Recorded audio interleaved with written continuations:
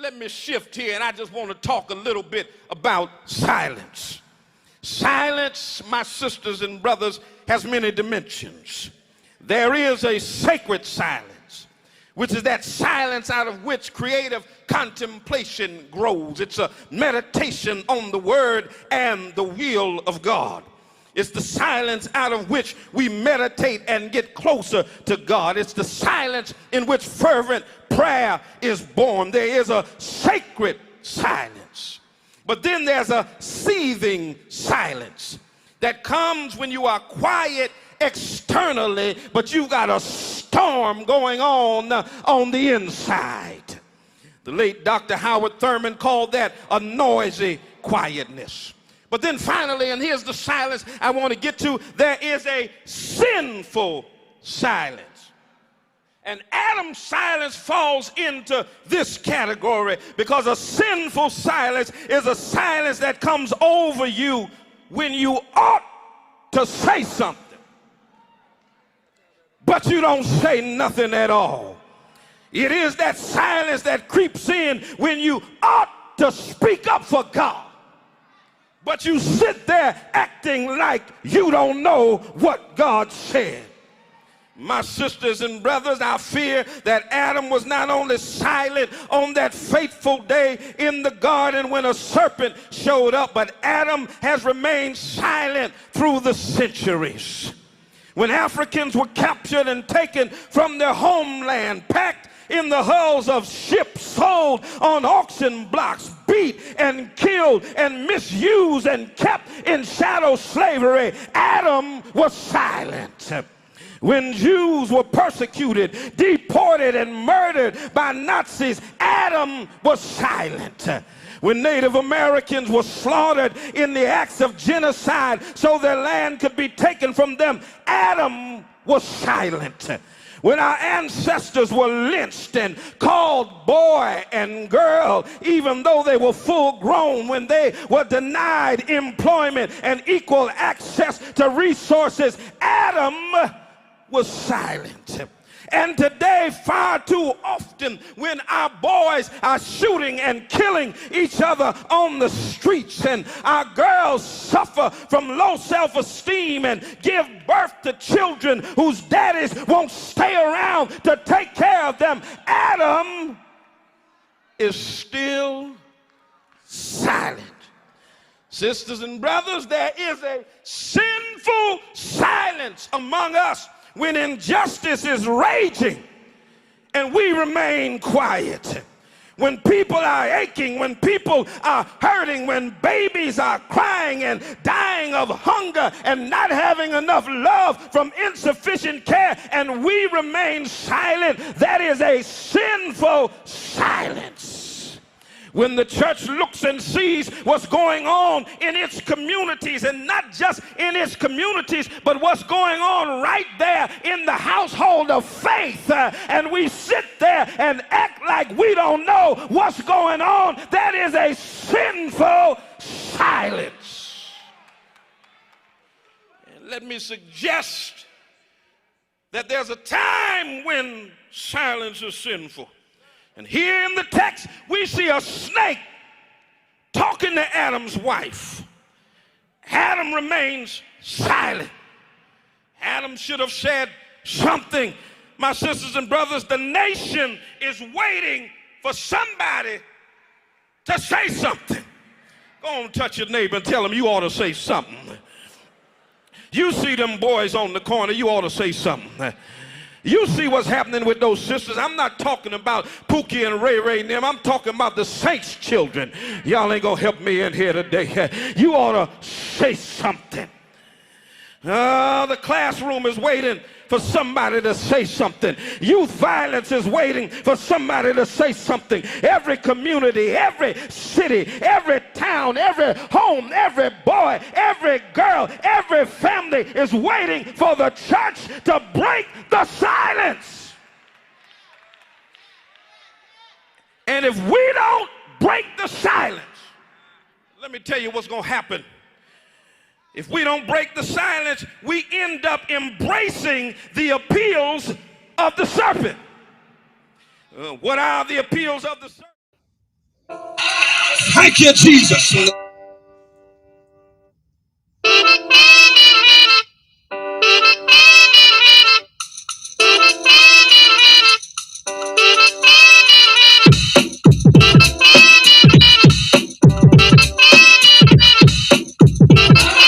Thank you, Jesus.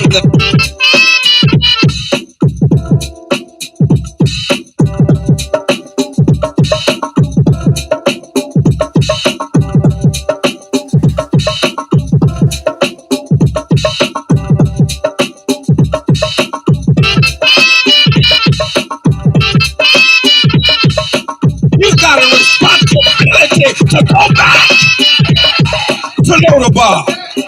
Your work's not done just because you made it to the palace. Bless the name of the Lord. But you've got a responsibility to help somebody else make it across. Thank you, Jesus. Don't pull up the ladder because you climbed to the top. Don't blow up the bridge because you made your way across. Thank you, Jesus. But reach your hand back down the ladder and pull somebody else up out of Lodabar.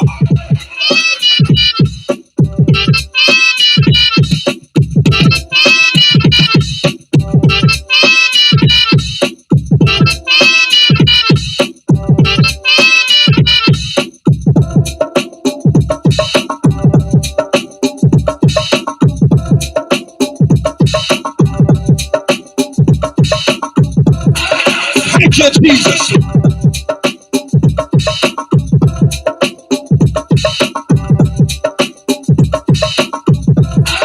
Thank you, Jesus.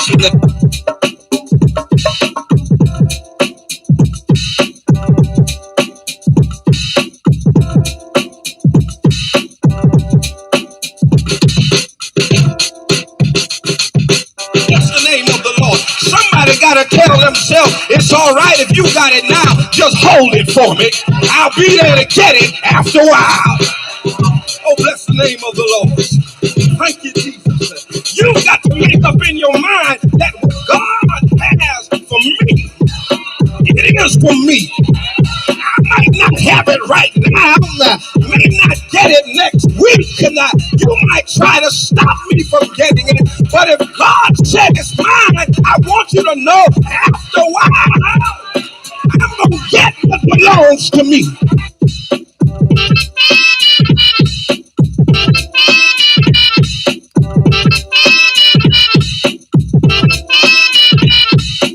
Sometimes God got to strip what you got, so you don't depend on yourself. You got to take away from you, so you understand how to depend on us. 90.7 WTCC. Good morning. Welcome to the Spoken Word. I'm your host, Bishop Talbert Swan II. And as usual, we'll be telling it like it is through cultural idioms and nuances that shape the order, ethos, and chaos of the African American experience. Words have their own vitality. They shape their own consciousness and create their own context for interpreting social and spiritual reality. The spoken word contains the power to reshape the landscape of society. It is 4 minutes past the hour of 9 a.m. I want to thank Mr. Kenneth Barnett for bringing us up into the 9 o'clock hour with The Promise. And you can hear The Promise every Monday morning from 6 a.m. to 9 a.m., bringing you the best in gospel music. A good way to start out your Monday morning, a great way to start out your week. And what an interesting week it has been this past week. The whole debate on voting rights, got into high gear, and we had some crazy things that were said during the course of the week. Mitch McConnell, the minority leader in the Senate, basically said African Americans are not Americans. Yeah, we really ain't American. Then he tried to clean it up. Yeah, but his words of the past kind of back up what he said then. Renowned Harvard professor Dr. Henry Louis Gates was on television, and he said, "You know what? We're all immigrants." He even talked about his African enslaved ancestors. They didn't come here on the Mayflower, but they were still immigrants. Nah, bruh. Nah. Enslaved Africans are not immigrants. We're not immigrants. We're going to talk about that. We're going to talk about that. All right. We're as indigenous as they come when it comes to America, especially if you compare it to white folks who think this is their country. Now, they're immigrants. They're immigrants. We're going to deal with that. 413-337-1867 is the number here. Do me a favor. Rep your city. Rep your town. Let me know where you're chiming in from. I would love to know what part of the country you're connecting with us from. Share, like, subscribe, do all that. If you're listening to us over the radio, call a friend, text a friend, send them the link, tell them the bishop is on the air right now. And we're going to be talking about some stuff. All right? Yeah, we're going to be tell them it's going to go deep. Put on their scuba gear so they don't drown. We're going to be dealing with it. If you're in the Twitter space or somewhere like that, definitely put in your request to get in with me. And otherwise, you can give us a call at 413-337-1867. Let's get this thing crunk here, okay, ladies and gentlemen?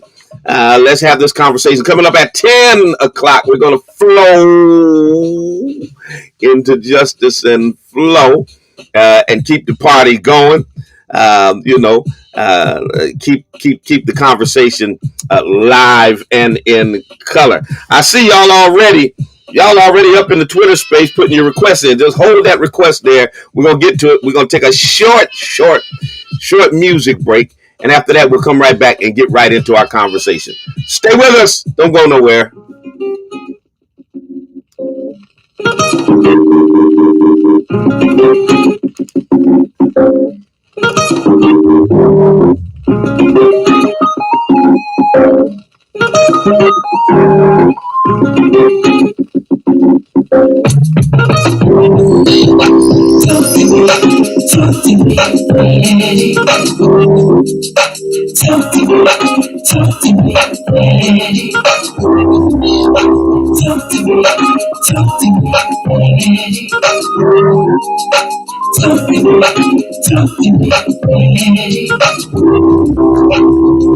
Positive attitude says everything about you. Attitude is a little thing that makes a big difference. Every day you get up, you could give it a gift. That's why the birthday, the present. And it's up to you about you unwrap it. Yesterday is history. Tomorrow's a mystery. Today is a gift. So don't let the pain of your past bleed into your present and poison your future. Stop replaying the movie. Why did this happen to me? When it's done with you, be done with it. If it seems like you keep running into pigeons, it's an indication that you're flying too low. So set your sights a little higher. Remember, eagles fly by themselves. If you can see the invisible, you can do the impossible. Allow your challenges to be a stepping stone to propel you into new possibilities. So be discontent with your past accomplishment. You're only as great as your last success. So maintain your hunger and your passion. Remember this: within every seed there is a tree, and every tree there is a forest. Doing what you were born into. Assuming the environment to prepare you for your ultimate purpose. It was not a setback, it was a setup. Your purpose and potential is bigger than your past, pain, or power.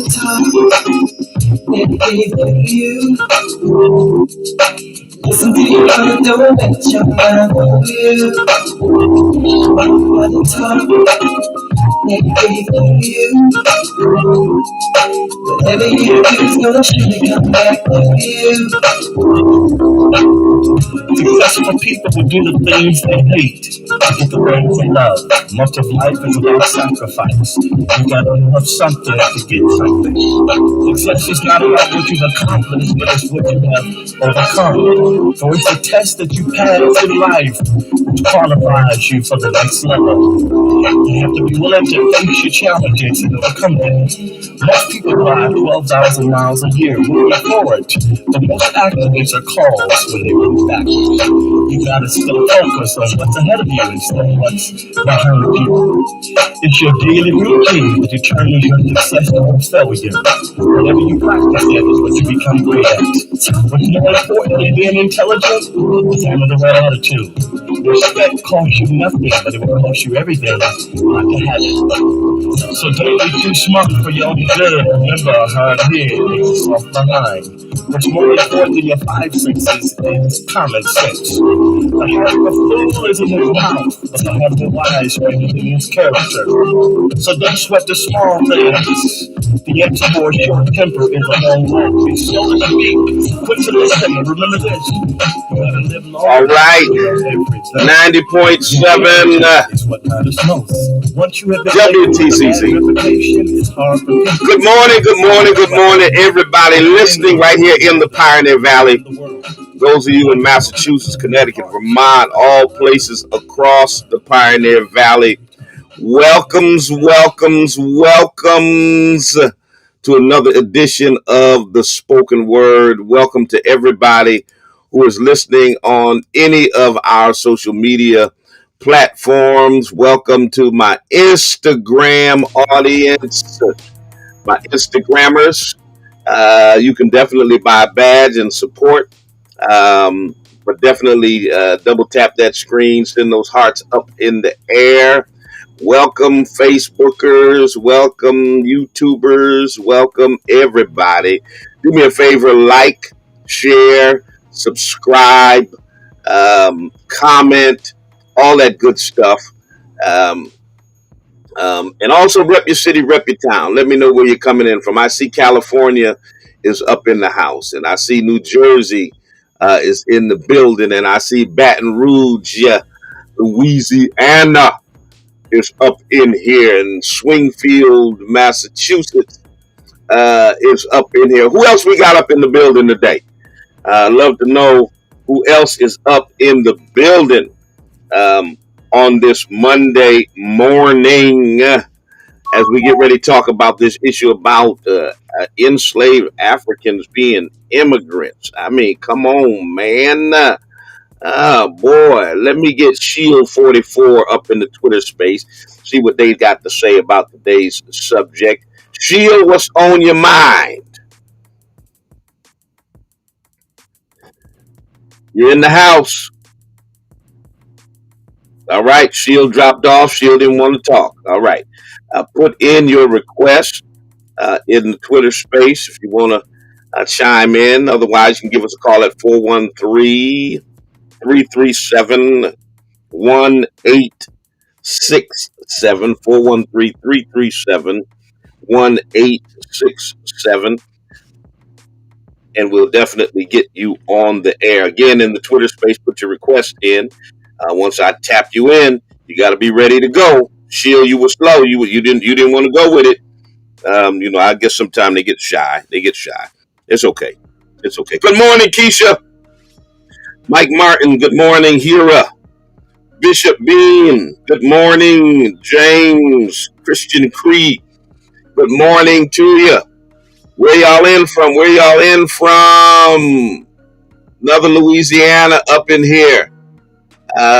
Texas is in the house. Texas is in the hizzy up in here. Let me see here. FBA Goddess. Come on in, FBA Goddess. Holler at us. Give us some wisdom.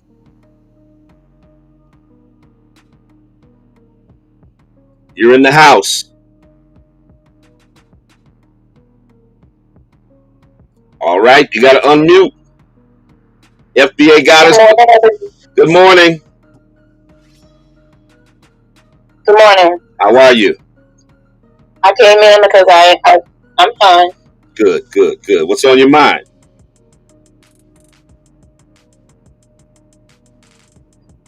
You there, dear? Yeah, I'm here. I thought I heard you say something. All right. No, I said what's on. I said what's on your mind. Oh, I came in because I saw your title, and I came to listen because we are not immigrants. We were here from the beginning, so I don't believe in that we came over here on slave ships that nobody seems to find.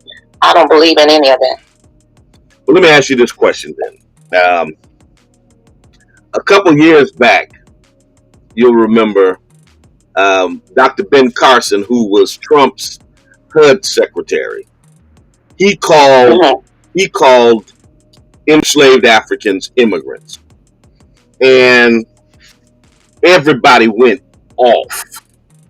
I mean, all of your black elite and from academia, from sports and celebrities and run of the mill rank and file folk, they went in. Say, hold up, bruh. Now you're not gonna call my enslaved ancestors immigrants. They went in on Ben Carson. Well, Henry Louis Gates just said the same thing. And he has not received a smidgen of the criticism that Ben Carson received. And I'm wondering how come it is when right-wing black folk say something crazy and racist, we go in, but then when the fellow left-wing liberal folks say the same stuff, we give them a free pass. I'll give you another example. When Tim Scott said America is not a racist country, they went in. Uncle Tim was trending everywhere. Then the next day, Kamala Harris, Joe Biden, and James Clyburn said the same thing. And they gave those Democrats a free pass. So I'm wondering how come it is that the right-wingers get the business, but the left-wingers get a free pass. What's up with that? I don't know how freely I can speak in this space and say what really is on my mind because I have words that I use and I don't know. Yeah, they may not be appropriate here, so I'm sure you articulate enough to improvise a little bit. Yeah, so the people that are doing that and are not really focused on the right thing are the people that are in that class that are like biscuits. So, those people, the people that I know, the butter biscuit brigade, listen to, and whenever we have already pointed that out on all of that and point out everything. So, as far as singling out, the person, that one person over here, a Democrat, I'm singling out everybody. Whoever said it is the one that needs to be blasted because nobody needs to be speaking like that. I don't even like neither one of them. So, Kamami or the other, I don't like. All right. I'm feeling you right now. I'm feeling you. All right. I appreciate you, FBA Goddess. 413-337-1867. If you're in the Twitter space, hit me up with a request. Somebody's trying to call in. Give us that call again, 413-337-1867. Buy a badge on Instagram. Shout us out on other social media in the comment section. Listen, enslaved Africans are not immigrants. Let's just be clear. First of all, let me deal with this madness of Mitch McConnell. I probably need to play this for you. So this guy is talking about as they're debating the whole issue around the voting rights bill and modifying the filibuster so they can pass voting rights, etc. He says it basically isn't necessary because, African Americans vote at the same rate as Americans. And, he says it in a way to suggest that basically African Americans are not really Americans. And I'm going to play that for you in just a moment. Good morning, caller. You're on the air. Good morning. Good morning. This is Minister Keisha Peterson from Newark, New Jersey. All right. And I'm calling. I didn't hear what Mr. Thomas said. I'm going to have to research that because I want to hear that. But, when the young lady said she didn't believe that we were good over here and slaves, it kind of took me back. I think I was sitting down. Mm-hmm. This is the story of how we got here. We didn't walk here. Mm-hmm. We didn't come here. Our ancestors did not come here willingly. We were brought here. Immigrants came here willingly. Mm. We didn't come here looking for a new place to live. We were brought here and made to be here. Yeah, it's about volition. It's about the reality is how did we get here? Right. Did we come here voluntarily or otherwise? Right. And you're absolutely correct. That's not how we came here. Immigrants did come here on their own volition. Right. Agreed. And see what I think that person was saying is that there were people of African descent who were already here when Europeans came, and I believe that. But I believe both can be true at the same time. That you could have had indigenous African people that were here and had the transatlantic slave trade that brought 12 million Africans from the continent throughout the Caribbean and the Americans. Both can be true at the same time. Yes. Okay. Absolutely. Thank you for your call. 413-337-1867. Let me play Mitch. If you look at the statistics, African American voters are voting in just as high a percentage as Americans. Well, the concern is misplaced because if you look at the statistics, African American voters are voting in just as high a percentage as Americans.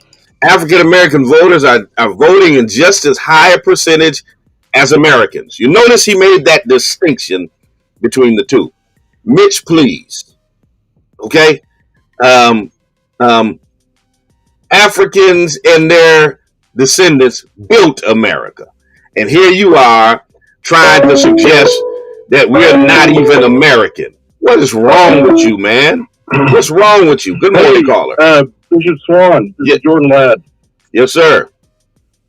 Hey, I just wanted to tell you that I just really appreciate your radio show, and I really hope Congress moves forward just to offer reparations for the black families. I think it's far too long. How many decades has it been since the Emancipation Proclamation was signed? Right. I think about 16 and all of Congress should cut checks for all the families. I mean, it's not that much money. I mean, we were able to cut checks for white America when COVID hit, but we weren't, able to honor our word to the black slaves.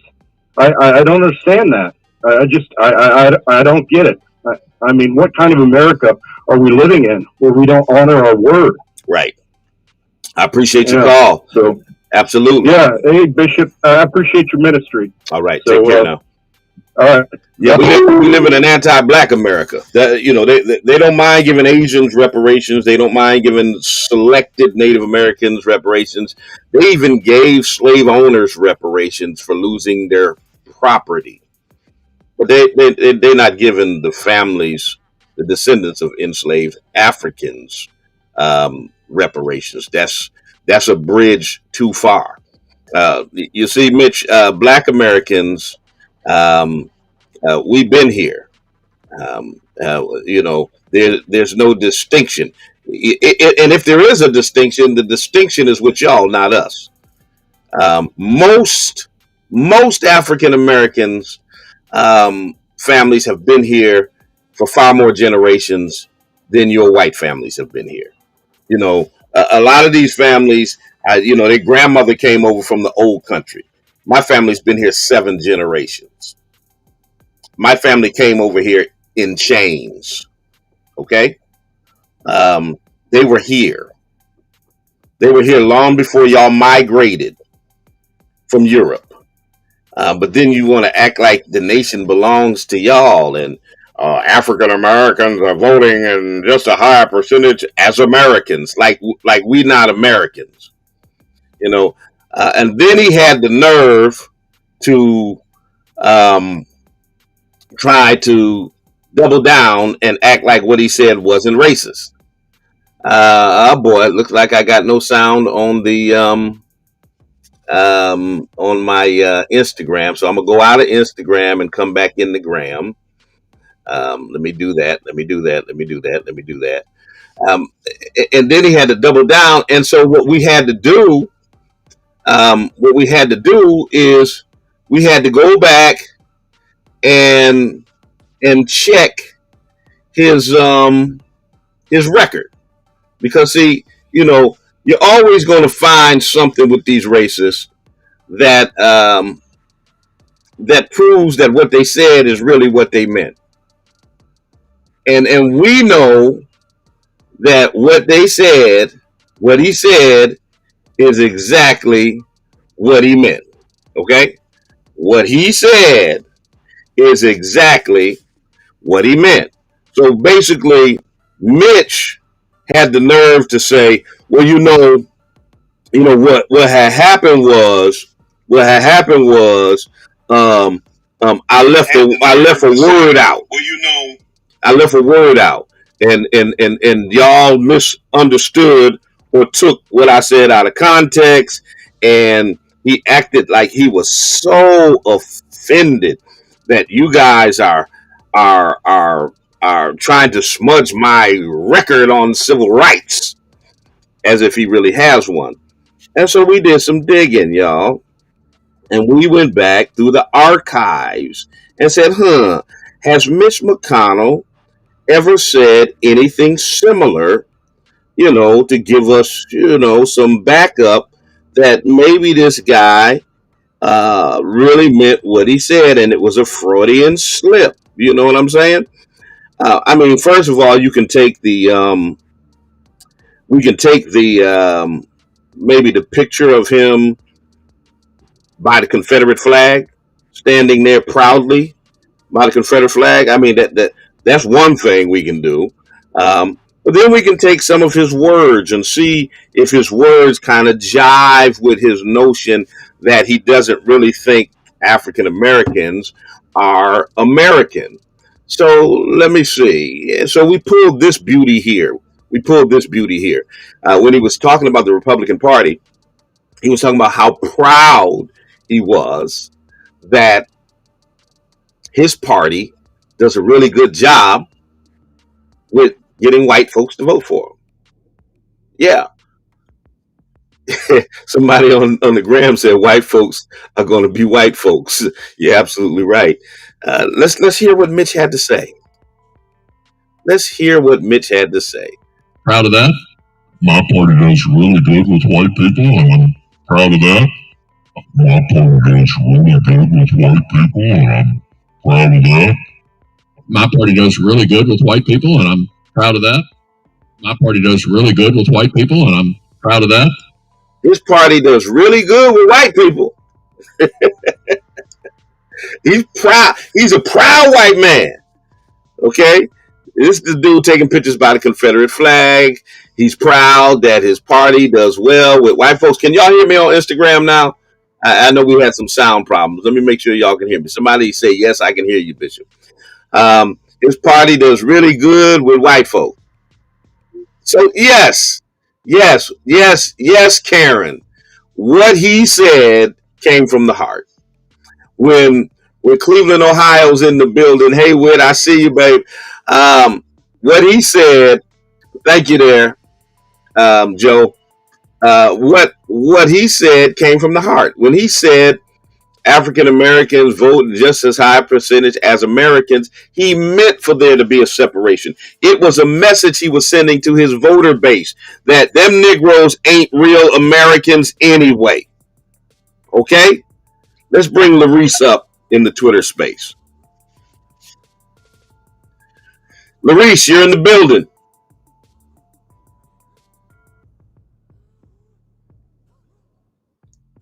Come on, Larice, going once. All right, let me bring Osar up. Osar, you're in the building. Y'all hit that unmute on Twitter. Do it quick. We get you in here. In the meantime, 413-337-1867 is the number if you want to call in. Osar, Larice, either one of you all. All right. I don't hear you. Going once, going twice, gone. All right. If you're in the Twitter space and you're trying to speak, once I bring you up, hit that unmute and be ready to talk. We can't do the dead air. We're live on the radio. 413-337-1867 is the number here. So once again, he said he just misspoke. He misspoke. And then he had the nerve to say he's never been accused of being racist before. Are you kidding me? Are you serious? I mean, come on, man. Let me hip y'all. Black people built America. Okay? Our black ancestors built this nation. All right, Osar, I'm going to give you another chance. Let's see if we get you in here. Osar, you're in the Twitter space.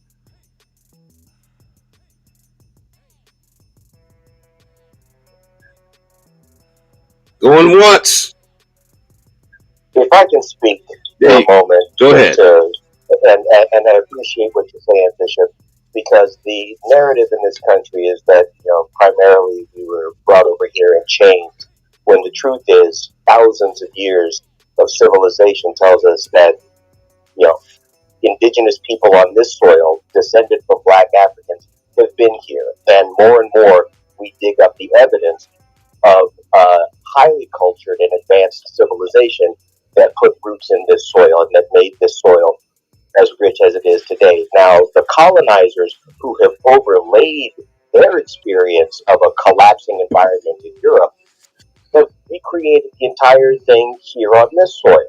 All of the dynamics that were at play in Europe that precipitated their need to find new land and colonize this soil, they've recreated that same dynamic here, and it's spread throughout the world, which is why we have the problem that we had. And for Mitch McConnell to say that we vote in the same ways that Americans vote is a complete inversion of the truth. We are trying to participate in the false narrative that this country has given to us, but that false narrative is falling apart, and they're grasping at straws, trying to keep their power structure in place, and it's not going to work because their power structure is predicated on dividing us as people, and a divided people will always fall, and so their structure is going to fall apart around the rest of us who are standing on our own 2 feet on this soil. Absolutely. Appreciate your comments. 413-337-1867. Yeah, absolutely. There were indigenous Africans here. There is no doubt about that. There's no doubt about that. That has been proven over and over again. And this notion that we're not real Americans. You got to be white and from Europe to be a real American. It was black labor that has been foundational to building America and to building the American economy from the very beginning. From the very beginning. Good morning, caller. You're on the air. Good morning, Bishop. Good morning, Bishop. How are you? I'm good. How are you? I understand. I'm pretty good. I understand what the conversation is about. who the real Americans are. Mitch McConnell probably knows that we were brought over here. The black people, the so-called black people, we were brought over here on slave ships. So he knows this, and a lot of the scholars know that we came here, black Americans who built this country, because they were the Israelites in the Bible. It's written of in Deuteronomy 28, verse 68. And it says clearly, the Lord is going to bring thee into Egypt again with ships by the way whereof I spake unto thee. So they probably know this, that we came from another land, which we are true to. And we were brought here as bondmen and bondwomen and sold as slaves. So they probably know this to be factual and that we are not considered in their mind true Americans. Because it's written in our holy script that black people, the so-called black people, are actually the Hebrew Israelites. And I just wanted to say that they've hidden this truth from us, so that's why we're calling ourselves black and not the Hebrew Israelites, written of in Deuteronomy 28 and verse 68, which says how the Lord brought us into Egypt, so-called Egypt again. That's the new slave trade, the transatlantic slave trade. So they probably know this in their minds, and we are not really Americans because we are the true people of the book. We are, like you said, the children, God's children. And here's the thing: if we're not American, what does that make them? And they're definitely not American. Yeah, what is it? I agree with you 100%. They're definitely immigrants from their true homeland. And I love what you just said. What does that make them? Absolutely. They're false teachers. They're not telling us that we're not. They're immigrants. They know that. Absolutely. We're not even Americans. Like you said, the African American people were here first. And I believe that 100%, Bishop. All right. Appreciate your call. Thank you, Bishop. My friend Prince Bryant on the gram, what's happening? I can validate that statement he made for whoever y'all is on the gram hollering back at him there. Let's just keep it a buck. Once again, African people built this nation, every aspect, industrially, agriculturally, in service, all of that. We built this nation. Good morning, caller. You're on the air. Yes, I thought the white man was dropped from Holland. Back in the day, they called the black man lazy and shiftless. Back in the beginning, the white man was dripped, lazy and shiftless back in Holland. And they put him in the ship and they ended up here in America. That's how the white man got here in America. All right. Appreciate your call. Let me bring, I got a bunch of folk in the Twitter space. Let me get the Naked Truth up in here in the Twitter space. You're in the building. Naked Truth. Hey, Bishop. How you feel? Oh, man, shoot, you made me feel good. All right. But I just wanted to add to Brother Ashar and add to the conversation. All right.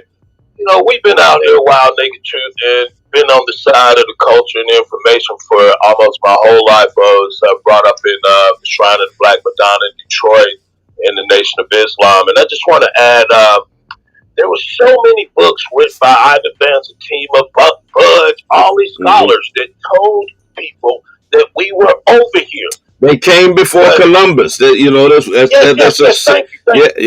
seminal text.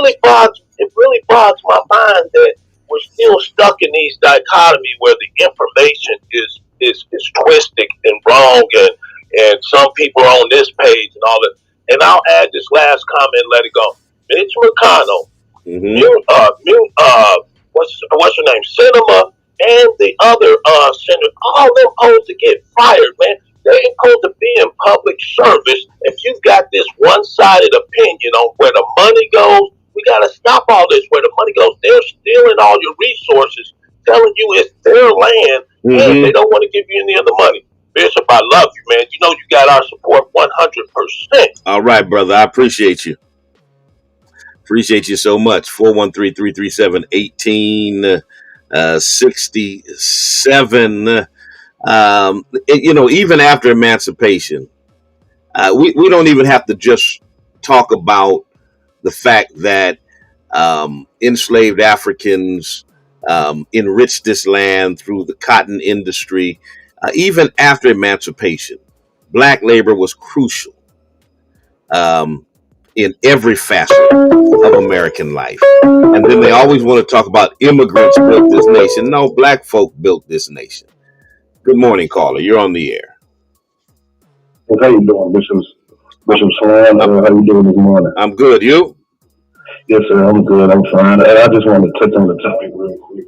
All right. I understand basically where some of the callers was coming from.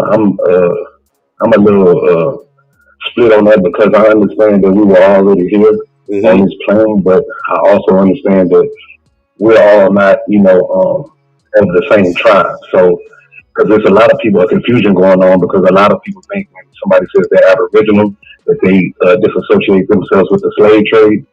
We understand that happened. We just understand that the numbers, the numbers of slaves that came to North American soil wasn't that great. Majority of them went to South America and the Caribbean islands and stuff of that nature. But just one more thing, sir. I don't understand why we always equate melanin with Africa. Africa is the reason why our hair defies gravity, or Africa is the reason why we have melanin. I don't look at it like that, sir. I look at it as we are the original people to the entire planet. That's what my stance is on it. And, like after the continent of Africa, a lot of us know that it wasn't even called Africa. So on that, I feel like melanated people are the original people of the entire planet. People are going to go to Australia and tell those Aboriginal people if they come from Africa, they're not going to go to no other place, really. We are the only ones that get put, that African narrative get pushed on us. We're the only ones that get held to the Pan-African standard. Nobody else does. So with that, I'm not saying that we're not connected with our melanated brothers and sisters across the world, but I understand that we are our own unique tribe and we built here. And some of the enslaved Africans that was brought over during the transatlantic slave trade mixed in with the original people of this land mass. And we're all melanated, but I just want people to understand that Africa is not the reason we have melanin. It's just a land mass, just like the Americas and everything else. I feel like our Creator put us on these land masses all over the globe. I don't believe we started in one place and then we start, that's just me, sir. And I know there's a lot of people that believe that too, but I believe that the Creator put us on every land mass, and that's why there's a lot of similarities across the globe, because we are original people of the entire globe. I don't just look at the motherland, I consider the Mother Earth, because this is our planet. But that's all I want to say. Mitch McConnell, everybody that says we're not original, that's a lie, and they know it. And it's just really the last color with the indigenous African. Like, we're not indigenous African, we're indigenous Aboriginal people to the Americans, to this continent. All right. So that's all I just wanted to say. And I don't want nobody on here thinking we trying to disassociate from Africa. We're not. We just, we're a different tribe.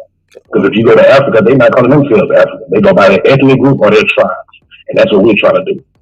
And that's all we're trying to do. We understand the transatlantic slave trade, but the numbers, it was not that great. Only 4 or 5% came to North America and mixed in with the Aboriginal population, which is us.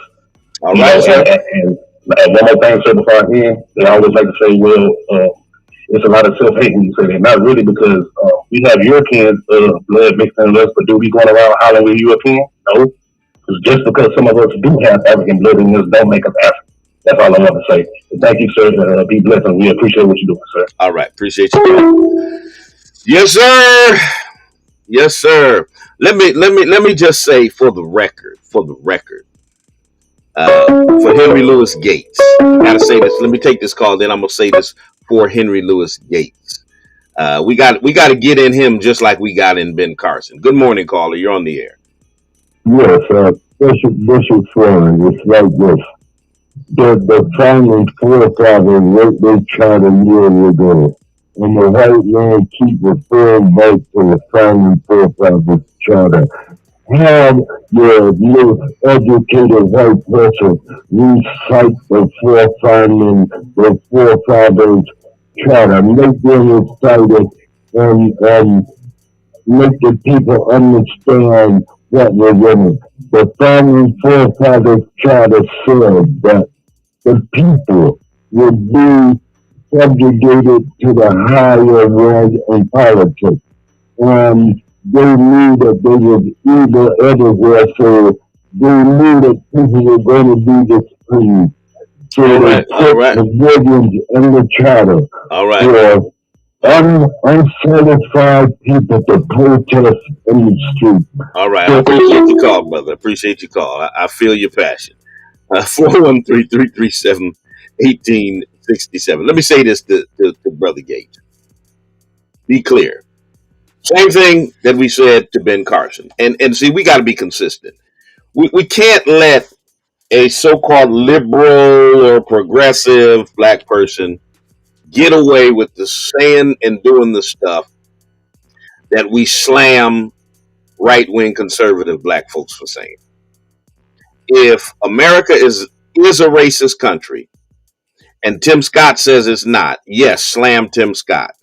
But don't give James Clyburn a pass for saying the exact same thing. Simply because he's a Democrat and liberal and he's part of your party ideology. Okay? Henry Louis Gates needs to get the same smoke that Ben Carson got. When Ben Carson had the audacity to say that our enslaved Africans were immigrants. Enslaved Africans had no choice in coming to these yet to be United States, North America. It wasn't at the time, but they had no choice. They had no choice in deciding how they would lead their lives once they got here. Okay? This was kidnapping and enslavement. This was human trafficking. Forced migration. They were kidnapped. They were transported to America under deplorable conditions, sold like livestock, placed on plantations to work grueling hours for nothing in return. That's not immigration. Dr. Gates, that's not immigration. They were routinely beaten, killed, raped, tortured. Okay? Their attempts to escape, to rebel, were violently thwarted. And if they were able to obtain freedom, they still lived as second-class citizens. That was not immigration. They were not immigrants. And Dr. Gates' choice of words were just as bad as Ben Carson's choice of words, because both of them were romanticizing the horrors of African enslavement and the subsequent struggles that their black ancestors faced. Slavery's legacy in the U.S. led to generations of black people being lynched, disenfranchised, brutalized, dehumanized, barred from attaining the political, social, and economic capital that was needed to survive. That's the reality of it. They weren't immigrants. Good morning, caller. You're on the air. Good morning, how are you, Bishop? Good, you? Good. Tom Brady's gone. That's good. All right. I just want to make a comment on the voting. In the Constitution, it states that the U.S. Constitution states full citizenship rights to all men, naturalized or born. And the 15th Amendment to the Constitution eliminates racial barriers to voting, even though some states still do it.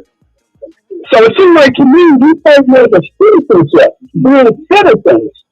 Are we citizens? Because it seems like when we were free from slavery, it was more like we were free from bondage They gave us liberty and not freedom. Because freedom, you are not controlled by the external forces. Liberty, you are. Can you comment on that? Yeah, well, appreciate your call. First of all, Malcolm X, I think, said it best. He said, if we were really American citizens, we wouldn't be fighting for rights. That all citizens got the rights that came with citizenship, and they could call black people citizens all they want, but if you have to fight to get the same rights as other citizens, then you're not really citizens. Um, and that's where they, come with the term second class citizenship, et cetera, et cetera. And so even now, nearly 160 years after emancipation, are black people really citizens? Let's think about that just for a moment. Just for a moment. The Voting Rights Act that they were debating about, that was passed in 1965. Remember, it had a sunset clause. It expired in 1975. It had to be renewed 4 times. Tell me, when does the voting rights of white people expire and have to be renewed by Congress? Not never. So if black people are really citizens, why do our rights have sunset clauses on them and have to be renewed periodically? That doesn't happen for real citizens. Good morning, caller. You're on the air. Bishop Swan, okay. Everybody here, the black men in America are citizens. The only one who's not citizens is the one that we allow in from other countries that we are citizens, and here's what you have to do. You have to have a common sense person ask questions to a panel of your so-called high up educated ones. And all right, brother. I think we got your quota. Brother, you gotta listen. All right, come on, man. We're citizens. God bless you. God bless you, brother. You got to listen to me though when I'm trying to chime in and talk, man. You can't take over the radio program. Let me get the coach on. Coach, you're in the Twitter space.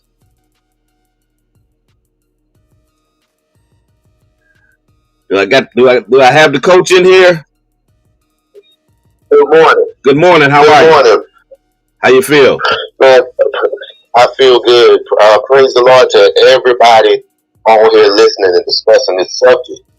I just wanted to add to it. A lot of stuff that the other people are saying is very factual because I studied this stuff at college, and I did a DNA test. Mm-hmm. Now, I've been calling myself black all my life, but my DNA came out and said that I was Aboriginal to America, said that I was 26% African, said I was East African, and when I seen it, I was like, okay, so if my DNA is saying I'm really this, I said, hold, wait a minute. I said, I'm Aboriginal to this land. Mm-hmm. So then I started doing research about the explorers like Giovanni and different ones that came to America. And they wrote down what they saw. And they saw copper colored, brown and black. They said we see people just like the Ethiopians. We see people just like the Africans. We see copper, we see brown people. And when they brought Africans over, they mixed all of us together based on skin color during this transatlantic slave trade. So we're a mixture of all of those different. We also mix with white folks because they were raping and pillaging and doing all the things they could do to us because they could. So we're a mixture of all those people, and so we are the true Americans, and we have to take that and get that put in legislation. That's all I have to say. All right. We have to get that legislated, and we have to bring scientific and proof of it. Because if it's in our blood, then it's us. Remember, he made the 1 drop rule. All right. Appreciate you, brother. Appreciate you, too. Man, this topic is hot. I only got about 5 minutes left on this side of the hour. Let me see. I can get in as many as I can. Folk, make your comments quickly because I got to get a couple more up in the space before we get out of here. Good morning. You're on the air. Folk, you're in the Twitter space. Good morning. Good morning. Yes, sir. I just, just to add on to what one of the brothers was saying as far as, our origins in this country, African Americans are literally dyed in the wool of the Constitution of the United States. Mm-hmm. There's only one other group that's mentioned specifically, but there are no other, which are the Indians and Native Americans, but there are no other groups that have 3 constitutional amendments named for them, influenced by them specifically. Mm-hmm. There is no other group more American than the African Americans. There you go. When we talk about keeping this country together, when conservatives and liberals speak about keeping the country together and having a weak democracy, a democracy that's fragile, the reason why they have to continually keep the country together, white liberals and white conservatives, the reason they have to continually test their solidarity is because of us. Every 80 years since the invention of this country, since the advent of this country, every major upheaval has been because of us, African Americans. Mm-hmm. We are the most American group of people in the United States of America. Lastly, I want to say that the South was actually winning the war. Up until about 1863, the Confederates were actually winning the war. Abraham Lincoln and the Secretary of State Stewart were apprehensive about letting African Americans into battle until it looked like the Union was going to be defeated and the Confederates were going to win. It wasn't until the 149,000 African American Civil War soldiers entered the war and changed the tide of the war that the North began to win. If not for the interest of the 149,000 African American Civil War soldiers, the North would have lost and the Confederacy would have won. So not only did we free ourselves through combat, but we also saved the Union. Absolutely. And I'll leave it at that. Thank you for letting me speak on your platform, guys. All right. Appreciate you. 2 minutes left. Ibrahim, can you say what you want to say in 1 minute? Get you in 1 minute. Good morning. Ibrahim, come on. Hello? Yes, sir. Go ahead. How's it going, brother? I'm good. Good morning, everybody. If Mitch McConnell was listening to this program, I think he would be affirmed. You got a lot of black people on here saying, hey, we American. And then they get to talking and they say we African. We this, we that. That's not what our forefathers said. Our forefathers said we American. Frederick Douglass said he's American. We wasn't enslaved Africans. Originally we were, but we've been here for generation after generation after generation. Since the inception of America. We were enslaved American. And then we were free. We became free. We are American. We got to let go of that red, black, and green. All right. We American. And we want other people to see us as American. All right. We have to stand up and say we American. And, this don't just come. All right, brother. I appreciate you. I'm sorry, man. I'm gonna come back to y'all after the break on the other side, but I got to sign out of WTCC. All of y'all on WTCC, come on over here to the social media space and join us as we continue on with the after show, Justice and Flow. If you're looking for a place to worship, check us out at the Spring of Hope Church of God in Christ, 35 Alden Street, Springfield, Massachusetts, Sunday mornings at 11 a.m. Wednesday at 7:30 p.m. Until the next time I talk to you and you talk to me, always remember God loves you and so do I. The rest of you on social media, stay with us. We'll be right back.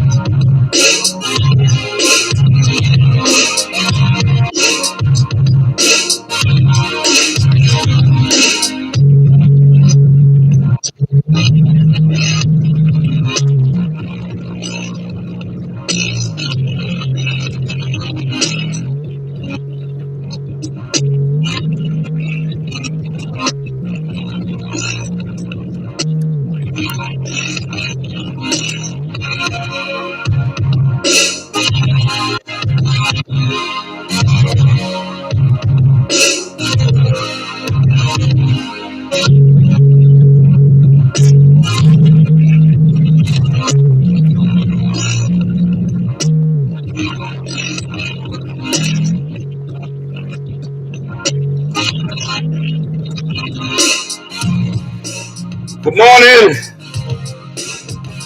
What's up? How you doing? Chilling like Matt Dillon. Oh Mac yeah. relaxing like John Saxon. I got that from my frat brother Mingo. Oh okay. Yeah, it's a little warm in here. It was a little hot that first hour. It was a little hot. Yeah, it was a little hot. It was like Nelly hot. It's getting hot in here. Yeah. What happened? Oh What no, happened we're to talking it though? about I didn't know it was hot. we were talking about um, Dr. Henry Louis Gates making the same comment that Ben Carson did a while back, calling calling black folks immigrants.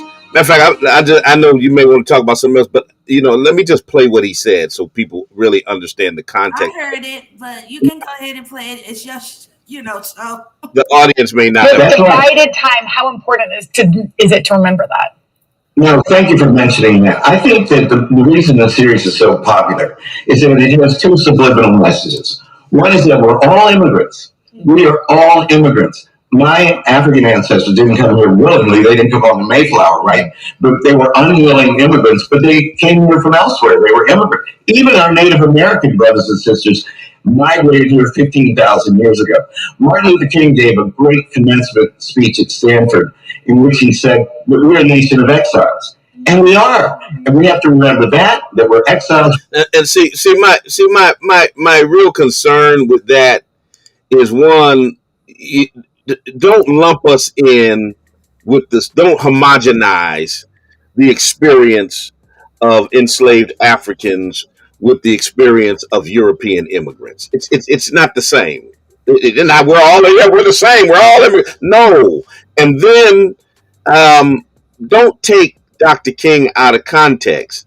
When Dr. King was talking about we're all exiles, he was basically talking about the fact that black people who are aboriginal to this land and who have been in this land for longer than most white folks who migrated here still find themselves as exiles in the land that they built. That's what Dr. King was talking about, not in the context. And as brilliant as Dr. Gates is, he knows better than that. But to placate this white audience that loves his show and all of that stuff, oh yeah, Karen, yeah, that's right, we're all the same. No, we're not. Stop it. Cut it out. Well, I'm gonna make a general statement, and I've actually have gained this insight some time ago.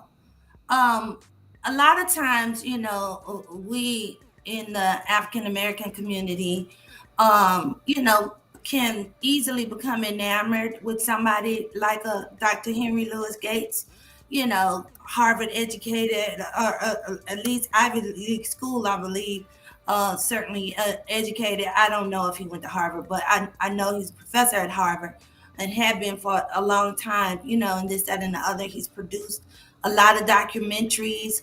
I remember watching some of his documentaries, as you know, and I was inspired in, by some level of it.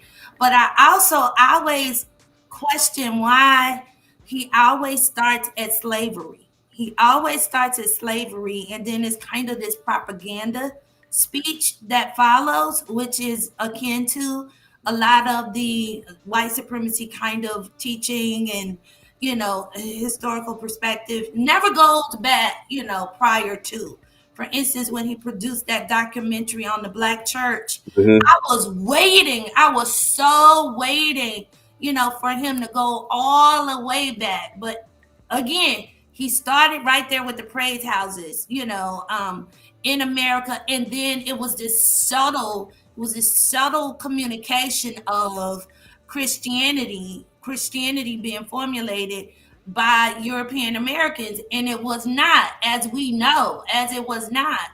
And so I realized then, I think I realized then that we have these highly educated scholars out there that who are also of African American descent, or whatever the case may be. And they speak one way, but you gotta kind of be able to read behind the lines to see what the ultimate message may be. And so, Dr. Henry Louis Gates, you got to eat the fish and spit out the bones, like the old folks would say. You got to eat the fish I'm and just spit saying, out the my bones. thing is that we as people don't have to be consistent because I mean they tore into Ben Carson when he said the same thing, but Ben Carson was working for Trump, so I guess he was fair game for them to rip. Um, but the same black elites, the same blue check blacks who ripped into Ben Carson have been silent when it comes to checking Bill Yeah, Gates on yeah. the same thing. It's just like when Tim Scott said, America is not. He said, "Let me be clear. America is not a racist country," and they ripped into him so bad that Uncle Tim, a play on Uncle Tom, was trending on all social media. The next day, James Clyburn and Kamala Harris said the same thing. The same folk that ripped into Tim Scott gave Kamala Harris and James Clyburn a pass for saying the same thing. How can it be wrong if a conservative black person says it, but then it be okay as long as a liberal black person of your same party says the exact same thing? If enslaved Africans were not immigrants when Ben Carson said it, they're still not immigrants when Henry Louis Gates says it. And basically his comments play into this bigger problem of glossing over the history of black people in America by painting the United States as this thriving nation of immigrants where we all have been able to succeed. And that is not the case. Yeah, I just choose not to, get into calling other people out because, I'm too busy trying to figure out where I need to speak up and where I need to stand up. We call it Definitely, the misinformation. definitely yeah, I get it. And so that's why I said what I said. I definitely understand your perspective. I just don't follow blue check people like that, so I don't know who they calling out and who they not. But I do certainly see the contradiction that you speak of. But like I said, I'm very busy, checking myself, every day. Uh, you know, I, I'm just thinking that the juxtaposition of immigrants and enslaved Africans diminishes the horrors of slavery. And the main difference between the two, as I said earlier, is volition. Um, our ancestors had no choice. They didn't come here on their own volition. And whatever their specific circumstances are, an immigrant chooses to leave one country and go to another. Slaves didn't have a choice, they had chains. Mhm. That's it in a nutshell. Yeah, I agree. I agree. No argument here. All right. What's on your mind? You want me to take this Twitter spacer who probably wants to talk about this before you get into wherever you're going? Yeah, because I'm taking a sharp break today. My topic is totally different from your show today. So All right. So go ahead and get that out the way. let me get Ross from the DMV. Ross from the DMV. You're gonna be the Yes, last. sir. How are you today, Bishop? How are you today? Thank you for allowing me into the space. All right. I tend to agree with Ibrahim Tanner that had come on a little bit before. Okay. Because, we're talking about 1,340,598,147 people on the African continent with over 3,000 languages. I don't speak any of them. I speak several, but I don't speak any African dialect. So, I think if we're talking about in America and we're speaking about on American soil, our ancestors fought in every war. We were here in 1776 when this country was founded. So, like the other brother has spoken about, so we're American. So when we are asking and demanding things, we're not demanding them as an African, because if you're saying you're African, then you're saying that you're an immigrant in this country. Mm-hmm. Country is already founded and established. You can't say African unless you are an immigrant in America. Gotcha. Am I correct? Gotcha. Absolutely. No argument there. We are definitely, if anybody is American, we are. And the suggestion that we're not as insulting, the whole notion of telling black folk, if you don't like it here, go back to Africa. Hold up. We first of all, black folks were aboriginal to this land, and those that did come here as slaves were here long before your people migrated here. So why don't you take your rusty self back to the caves of Europe before you sit up here and tell us that we need to go back anywhere? And you know what else I like what you said? If we be consistent, right? If Mitch McConnell is calling us, he's saying we're not Americans or whatever, or implying it, and you have, or we're immigrants or whatever the case may be, and you also have Dr. Henry Louis Gates also apply that same barometer to Barack Obama, because he also said, and we're talking about we're a nation of immigrants. A lot of people don't even know where that came from. It actually was a memoir that was written by John F. Kennedy that was put out in the 1960s, and they decided to go with that and also passed the 1965 Immigration Act, which allowed a lot of immigrants to come here and take over places for minorities and things of that nature, which is really drowning us out of jobs and places right now. So I'm standing on my American status, and I'm definitely pushing for reparations. I thank you for allowing me my time, sir, All and right. hopefully we get to speak again soon. All right, you take care. All right, and on that note, I guess set up what we hollering about today. Well, yeah, as you know, this is the after show, so certainly there's going to be times where we kind of overlap from your show and we go into Justice and Flow. And I don't know where you went, so I need you to come back.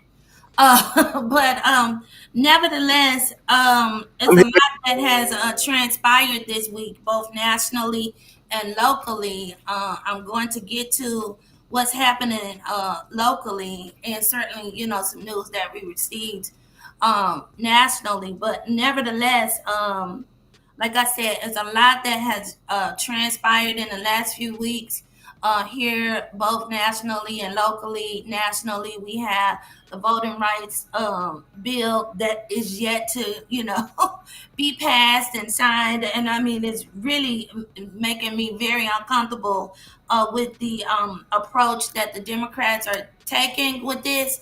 I mean, they seem to be very comfortable using cinema and Manchin As scapegoats, as excuses, right?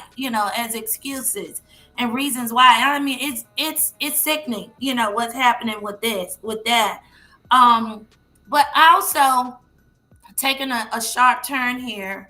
But I also want to acknowledge, I'm sorry, Miss Sophie's funeral services are happening on this week. So I wanted to make sure that the community knows that that's coming up on this week. But also keeping it here local, we are, I think we are ready as a city to acknowledge that we are in a mental health crisis.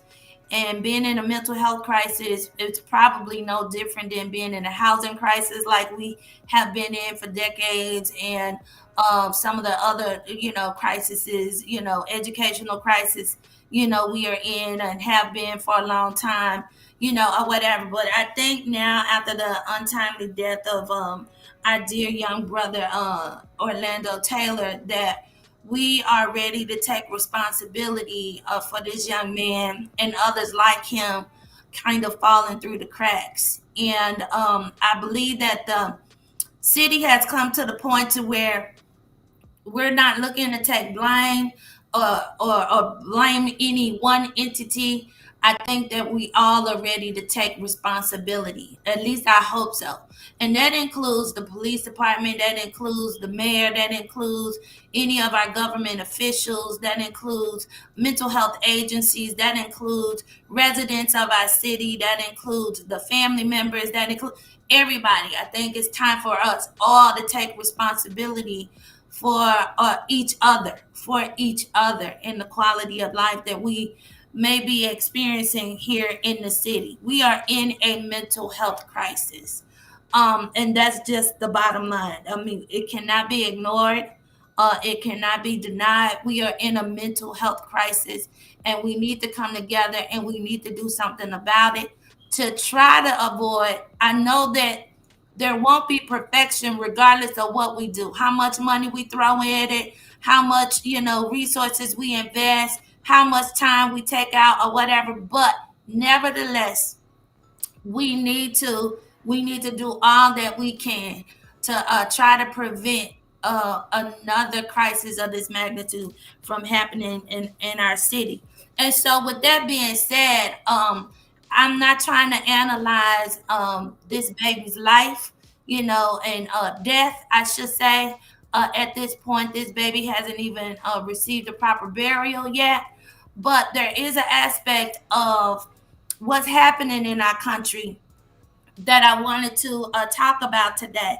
So I don't know if our guest has showed up yet, babe. I, So I just saw somebody pop in here. okay, all right. So I'm gonna have you chime her in a little bit. I just wanted to give a little bit more of a backdrop.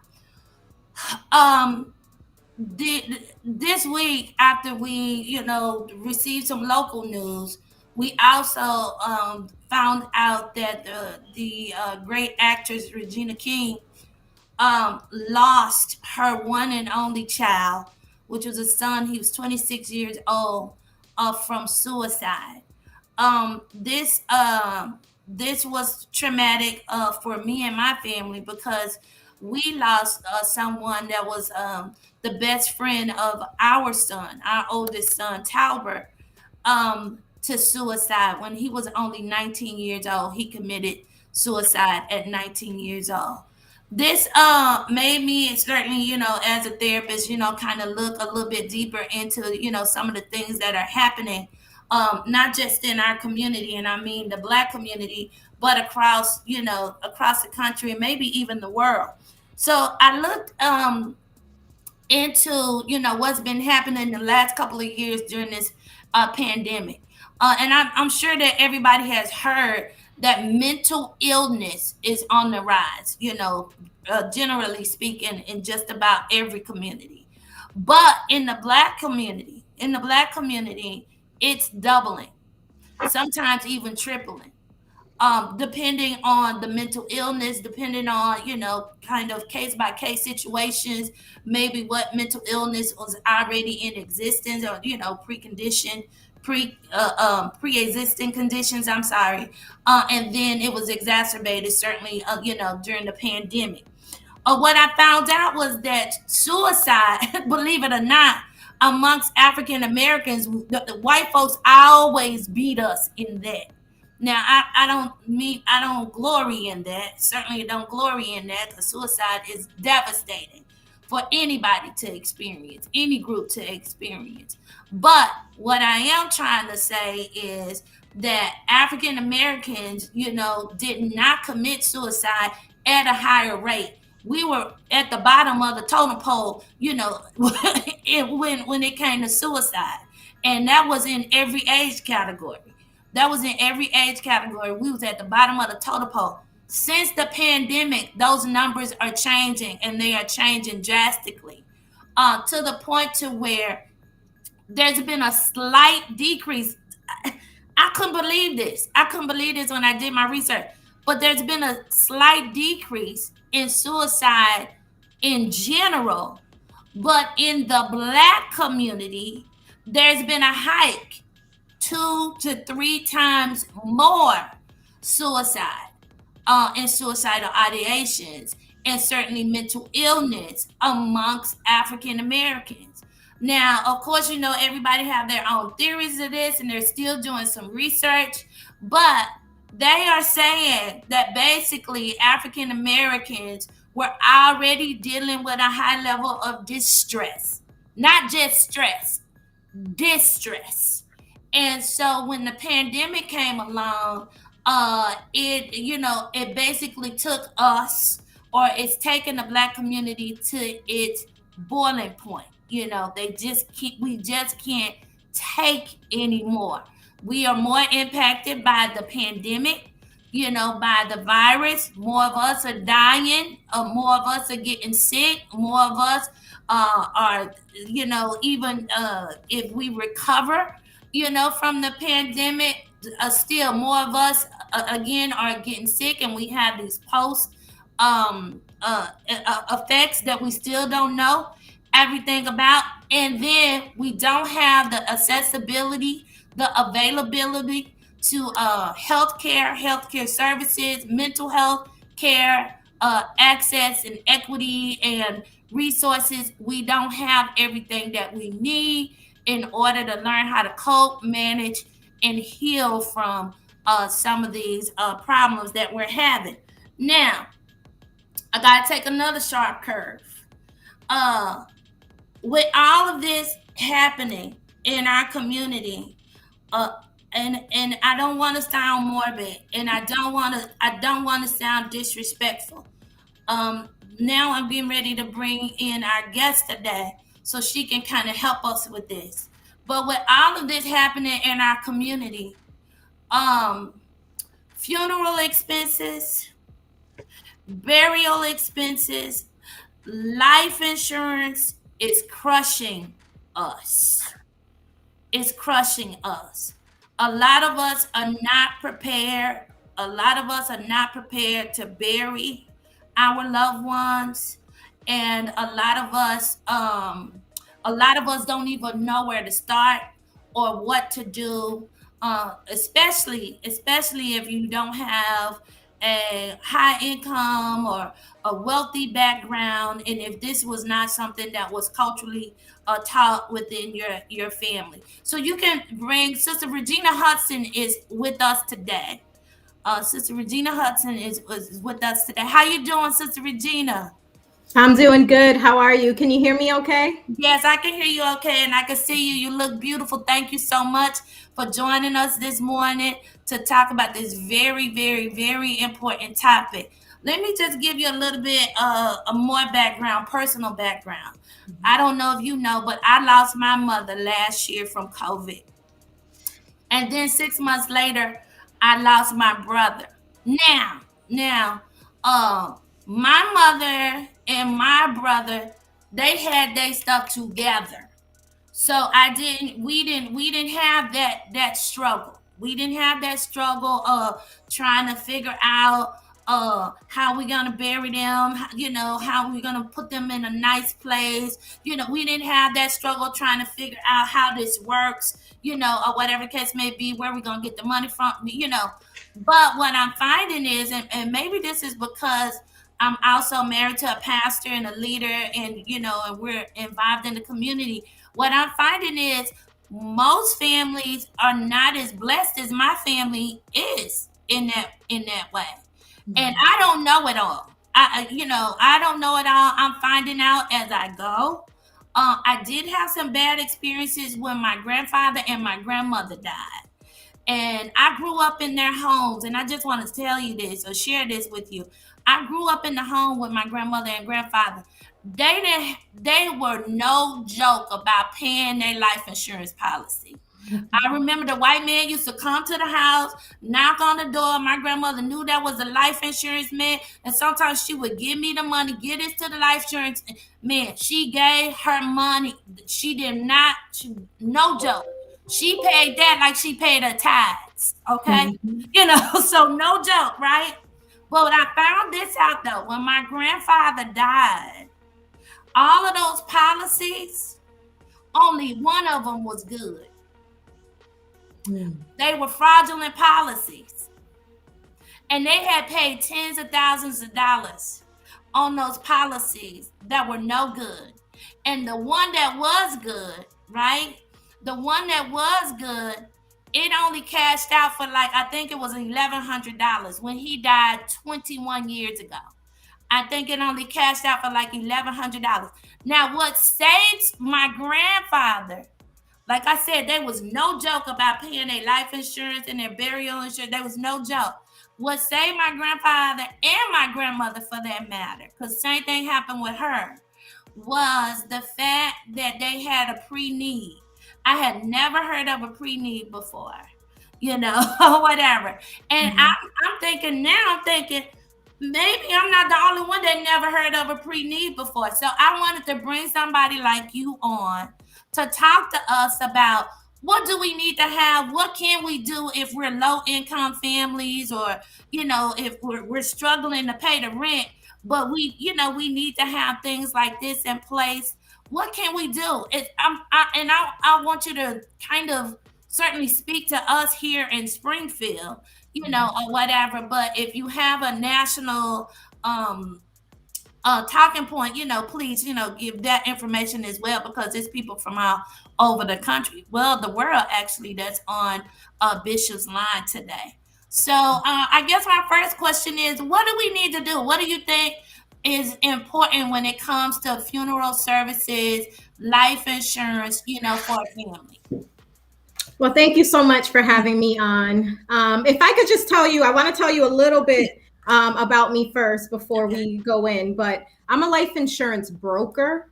So a broker means that I don't just work with one company. Okay. I work with multiple different life insurance agencies, basically to be able to shop around for each client and find, the best policy that meets their needs, but also affordable. I really, again, being from Springfield, I was born and raised here. My parents were born and raised here. My parents are from Kenyon Street, right over there by Oak Grove and Sycamore. So being from Springfield, I know how important it is to be able to find, affordable, but also trustworthy agents, right? But to get back to your question, what is important when talking about, funeral coverage or life insurance in general? So life insurance is extremely, extremely important. And, something that you mentioned was your grandparents paid it like they paid their tithes. Yes. And that is something that we need as a community, as a culture, as a people, to start doing, to really put our families in better positions. As you said, because I think it was your other family members, because they had life insurance, you didn't have to go through that strenuous process of trying to raise funds, doing a GoFundMe, and while you're grieving and trying to find a way to pay approximately $15,000 to bury. So the purpose of life insurance is to eliminate that strenuous process of trying to find funds to bury someone after they have passed. So I think the main thing with life insurance is, as you had asked, if you have a strict income, or if you are low income or anything like that, you can still find a burial or, funeral policy, at least just to cover the burial or the cremation. Cremation is around $6,000. So it is less, a lot less than a burial, which is about 15. So, at least try to get a burial, cremation, policy. We call it final expense. At least try to get a final expense policy. And even if you can't get the whole 15, get 10. Again, I do work with companies, literally the best in the nation. I'm licensed here in Massachusetts, in Connecticut, in North Carolina, Virginia, and Georgia. And I can get licensed in other states as well. It's a pretty quick process since I've passed the exam. So, main thing is at least get something. Something is better than nothing, right? The process, and please interrupt me if I'm rambling. No, you're good. No. Okay. The process to get life insurance is literally speaking with a life insurance agent, and first doing a consultation. So literally a consultation could take maybe half an hour, or it could go a little longer, it could go even quicker. Now, in terms of something that you mentioned as well about having policies that were fraudulent, what I recommend, it's 2022. We know there's scams out there. There's, the telemarketers and people calling you saying they need your social and, crazy things like that. Get the agent's license number. So every life insurance agent, any agent, even in particular, real estate, insurance, every agent has a license number, and the license number they have is for each state. And you can literally go on Agent Finder, agentfinder.mass. There might be different ones for different states, and you can look up and confirm that the person is licensed. You can call the Division of Insurance, before you provide them, a social or something like that. But so I just wanted to mention that there are ways to confirm that the agent is licensed. But to get a policy, first it starts with a consultation. Okay. And the most important factors are date of birth, health. Health is a factor. They will ask, do you smoke cigarettes? If about what is let's say to parent. So age, gender, health, and then they'll ask if you smoke tobacco. Health, I have clients, HIV positive, clients with cancer, diabetes. So just because if you do have pre-existing conditions, it doesn't mean that you don't qualify. That's right. Okay. I do see something here. Please answer Lady Swan's question about what is I don't know how to. That saved her parent. From Angela. Hey, Ange. What is something that saved her parent? I think you said something about a pre-need. Pre-need. Now, I've actually never heard that term, so that might be something a little different than what I'm. Now, the only thing that I can think of is that maybe it was a refund of the money that was paid in. I've never heard of the term pre-need. Well, this is what I found out, and if I hope I'm remembering correctly, and maybe somebody out there in virtual land can correct me if I misspeak. But what I found out was that my grandmother, in all of her wisdom, went directly to the funeral home, and she bought a pre-need for both her and my grandfather. Where whatever, and I mean, this pre-need might have been as old as 40 years old, She went to Golden Gate Funeral Home. And as a matter of fact, Golden Gate was still around, when they both passed away. So, we basically cashed in the pre-need. Okay. So she paid, let's just say that a funeral cost, I don't know, $2,000 at that time. So she paid $2,000, for the funeral. So she had her casket. They had their plot already paid for. They had whatever, pretty much everything already paid for. So when although those other policies were fraudulent, when I went in to pay, basically everything was paid for. The stuff that I got or paid for was just extra stuff that I wanted. But her funeral was already paid for, and that's what they call the pre-need. Okay. Yeah, I think basically what it was, because my grandmother had the same thing, it is that the pre-need is purchased from a specific funeral home.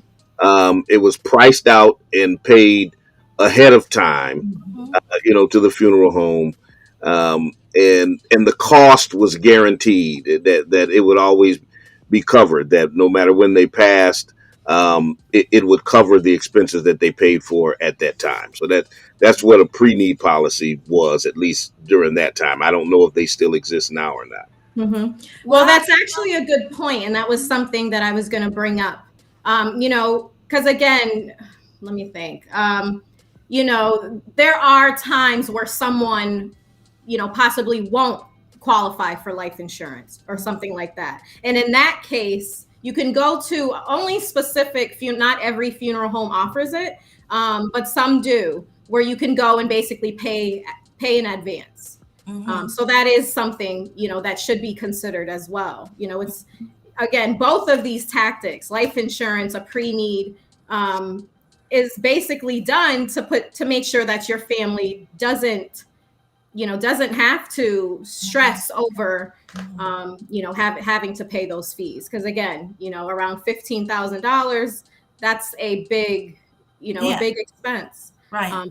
For someone to take on. And again, most of the time, when someone passes, it's completely unexpected. Right. So Earl Newton said that they do still exist. He's in Arizona. Yep. He said it still do exist, and this is something that my grandparents probably did too, which I didn't know. Which they probably made payments on it, because you can make installments. Yep. On it. So you can go and purchase it and make installments on it until you pay it. So you'll lock in on the price, and then you pay it off. And so I'm sure that that's what my grandparents did. So they got like a $20,000 funeral, but they paid $2,000 for it because that was the rate at that time. So I think that's a amazing option right there. I think that's great. Yeah. And babe, just so you know, Earl Newton's my frat brother. Hey, Brother Newton. So thank you for the information, Brother Newton.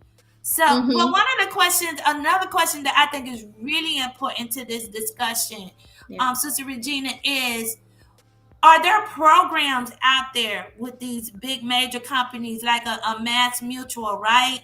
And that's just an example. Like a Mass Mutual, my daughter works there, but like a Mass Mutual or something that offers, life insurance policies that are affordable, for families that may be low to moderate income. And that's actually a really good question. And to be completely honest, I mean, from everything that I've seen out there, no, there is no specific program where it's like, okay, if you make under this, you qualify for this program where it's an even discounted life insurance policy. No. However, I mean, I'll be, I guess, completely transparent. The bigger companies, the Mass Mutuals, the Northwestern Mutuals, their prices are actually, I guess I could say inflated or, increased. I work with companies like Mutual of Omaha, Transamerica, Gerber, John Hancock, and their prices are extremely competitive. And I always beat, the Mass Mutuals and the Northwestern Mutuals. So you really want to be able to kind of shop around a little bit. I mean, honestly, Mutual of Omaha and Transamerica are my most affordable companies. They offer whole life, they offer term. So those are two different kinds of life insurance. Well, can you explain the difference? I'm sorry, you just got. Yep. So I'll go into more detail. But I did just want to say that, there are companies out there where it can be affordable. And I just wanted to mention as well, obviously as an adult, having life insurance is extremely important, but even children having life insurance. I really wanted to have this discussion because of children. Now, let me tell you, me and Bishop got a lot of kids. They're mostly grown now, except for one. But with that being said, I mean, it's hard to think about. It's difficult to think about, but how do you have that discussion, with parents? Because parents don't want to think about burying their children. So how do you have that discussion, and what kind of life insurance should we get, for our children? So that's the issue, is that, we don't want to have that conversation. And we shouldn't think about it as we're buying life insurance because we're going to pass away. No, we're buying life insurance to get an investment, because life insurance is an investment, right? Just like a retirement account, it is a small monthly payment to have a lump sum when you need it. So it should be thought of as an investment, so that you don't have to pay more in the future. So for children, I mean, again, it could be anywhere from $6 to $8 a month for a child. Wow. So why not get it now compared to, okay, well, now it's $35 a month because I'm an adult. So it's smart investing, and that is what we need to talk about, as a community, so that we can put ourselves in better positions. Honestly, I know that we know this, but the cycle of poverty will continue until we make changes, right? Until we start having discussions like this. So for children, I mean, whole life mainly is what's offered, because there's no point in getting a temporary. So term policy is a temporary policy. Typically it's 10, 20, or 30 years. Oh, okay. So there's really no point in getting a child a term policy. You might as well just get them a whole life policy. And again, it could be, approximately $6 to $8 a month for a child. But there's even more benefits where you can have a whole life policy paid off, in 15 or 20 years for a child, and they never have to pay on it again. So there's many ways. Okay. And one of my life insurance companies, called Foresters, actually has a scholarship program as well. So a lot of these life insurance companies offer more than just life insurance. Now, another thing that I wanted to touch on was, again, so there's those two different kinds of life insurance, right? So there's term, which is temporary, 10, 20, or 30 years. So term is beneficial when you're like, I need coverage now, and I need it as affordable as possible. Because since term is only 10, 20, or 30 years, it is a little more affordable than whole life. Okay. However, you have to think about, well, what am I going to do when that policy ends in 10, 20, or 30 years? Okay. But you can convert it. That's the great thing. You can continue it. Yeah. You can convert it from term to whole life. Okay. So let's say, Regina, I'm a 36-year-old single mom. I need coverage right now. I have 2 kids. Okay, so $100,000 I can get for you, and you're 36-year-old female, you don't smoke tobacco. So I can get $100,000 of term insurance for $15 a month. And this policy will last you 20 years. Okay. But you're going to nursing school, and you'll be done in 2 years. So your income will hopefully have increased. Right. So in 2 years after you start your nursing job, you can transfer your policy to a whole life policy, because it will then last forever. Okay. So there's tricks, and there's things that you can do. So that was term. Another thing I'll say is term coverage is very good for, let's say you just purchased the house, you already have life insurance, something like that. Or even if not, but you just purchased the home. Regina, I want to get another policy that is going to cover my total mortgage, because if something happens to me, I want my mortgage paid off. Right. Okay, no problem. We can get you $300,000 of life insurance, for a certain amount. So if something happens to you, your home is paid off. So again, there's many ways to kind of work things. So that was term coverage. So again, the benefits of term coverage is it is a little more affordable. But again, it only lasts a certain time period, but you can convert it to whole life. So that's term. Now there's whole life coverage, which lasts forever. There's even some policies where the policy will go all the way until age 120.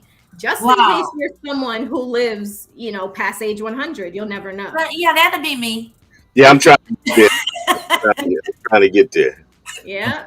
So with whole life, again, so it lasts forever, but it also collects interest. So it's something called cash value. So this is another difference between term and whole. Term does not collect interest. Whole life does. So basically, again, let's say you have $100,000 of whole life coverage.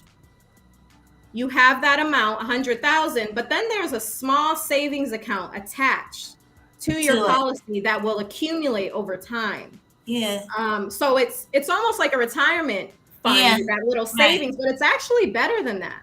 Right. Because there's a floor.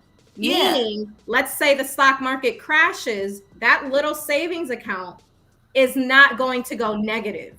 So you won't lose savings. All you can do is gain. Okay. And that savings account you can withdraw from at any time, tax deferred, which is so no tax penalty, as well as something else. I just lost my train of thought. I was deep into it. So you can. I threw you out. Thank you. So that's a big benefit of whole life insurance is the savings side. And a lot of people may not know this, but in other cultures, life insurance is used as an investment. Because you will not lose savings, right? Right. So again, those are the biggest things between whole life and term. Also, one more thing that I'll just add, term and whole life sometimes have this benefit. If you are ever diagnosed with something severe, critical, terminal, or chronic illness while your life insurance policy is active, you can access up to 80% of those life insurance funds. So again, if it's 100,000, you could access up to 80,000 while living to help pay for medical bills. So let me ask this. Yes. Can you transfer policy? Let's say you've got a policy at Mass Mutual, but something at Mutual of Omaha is more economical. Is there a way to transfer what you have to another company? So what can be done is you can transfer the savings account. That you can transfer over to another policy so that it will continue to accumulate if you don't want to withdraw it. Or you can transfer that savings account into the other policy to count as, okay, if you transfer these funds, you would have paid about 5 years off of the life insurance. So you can't transfer, I think if you're saying like the death benefit amount, you can't transfer 100,000 from Mass Mutual to 100,000 at Mutual of Omaha. That's it. But you can transfer the savings. Right, gotcha. Okay. What about you know how you pretty much will have these standard life insurance policies given to you on your job, right?